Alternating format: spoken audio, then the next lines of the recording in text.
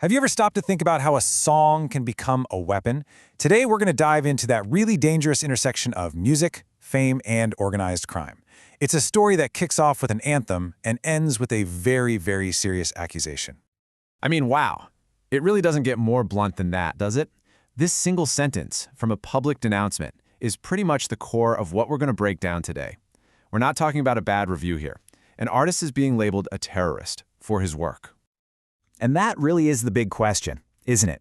Where does art end and propaganda begin? Can lyrics, just words in a song, actually function as a weapon? To figure that out, we've got to look at the evidence. Okay, so the artist at the center of all this, he's known as El Macabelico, and the claim against him is incredibly specific, that his music isn't just entertainment. It's active propaganda for one of Mexico's most violent criminal organizations, the Cartel Del Noreste. So to really get a handle on how serious this is, we have to go straight to the source material, the song itself. We're going to break down the lyrics of El Chiricuazo V2, one of his most popular tracks, and see what's actually being said.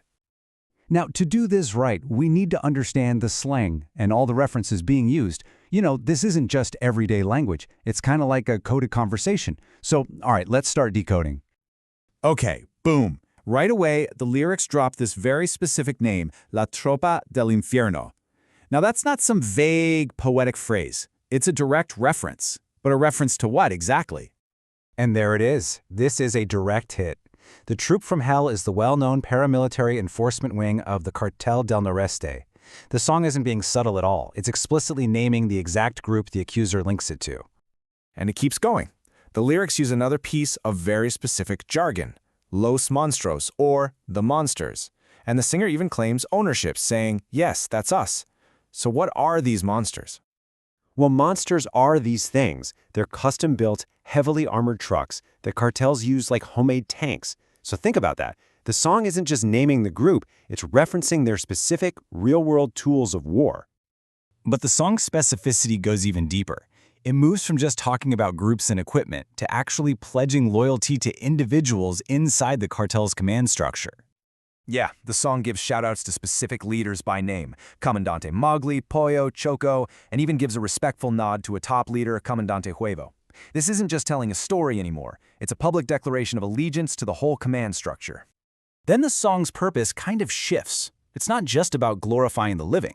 It also serves as a tribute, a roll call for the dead, which cements this sense of shared history and sacrifice. These are just a few of the names he reads out, and he ends it with Descansen en paz, or rest in peace. By memorializing fallen members like this, the song helps build an entire internal mythology. It reinforces a collective, violent identity. So we've dug into the lyrics. Now let's connect all of this evidence directly back to that initial, explosive claim. Is it fair to say this song actually functions as propaganda? Okay, so here's the crucial point. When you place the accusation right next to the lyrical content, you see a direct line. The claim says the music is propaganda for the CDN, and what do the lyrics do?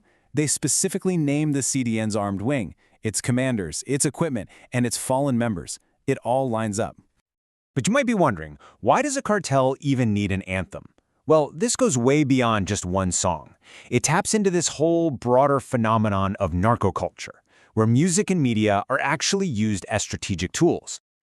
A song like this basically serves three key functions. First, it's a recruitment tool, right? It makes a violent lifestyle seem glamorous. Second, it's an internal morale booster, creating a sense of pride and belonging. And third, it's a form of psychological warfare, projecting strength to rivals and authorities. And ultimately, that's why this matters so much. The song isn't just reflecting a reality, it's actively helping to construct it. It builds a mythology, it solidifies a violent identity, and it becomes a weapon in its own right. And this one single lyric just captures the whole narrative they're trying to sell. It's not a story of crime, but one of heroic survival, of returning with military-like honor. That's the core message, and it's designed to resonate with potential recruits and current members alike.